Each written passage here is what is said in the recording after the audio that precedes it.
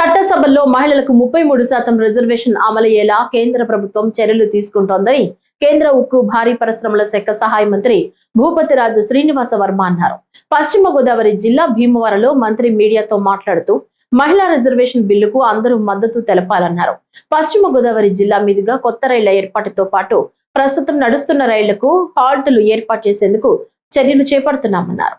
ఈ మహిళలకు రిజర్వేషన్ అయినటువంటి స్థానాలు మారుతూ సైక్లింగ్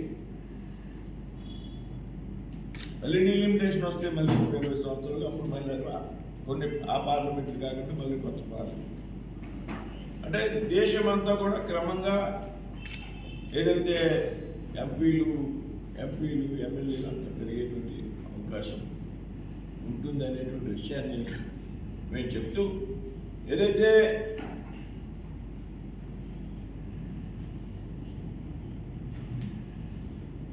బిల్ డీలిమిటేషన్ ఉన్నదని చెప్తా ఉన్నాము.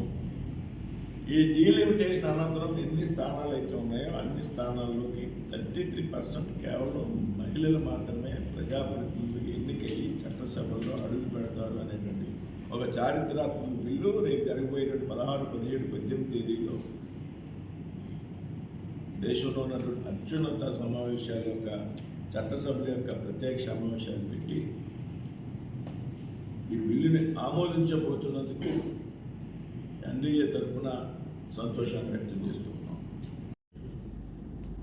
అలాగే Challapalli to Anakapalli express, Tirupati Narasapuram special train ఉండేది, అది రెగ్యులరైజ్ చేస్తున్నాం. అలాగే Kakinada to Lingampalli special train, దాని regular Charlapalli Anakapalli, Charlapalli Narsapuram, Kakinada town Mysore express, Charlapalli Bhubaneswar new express, Kakinada town to Hisar express.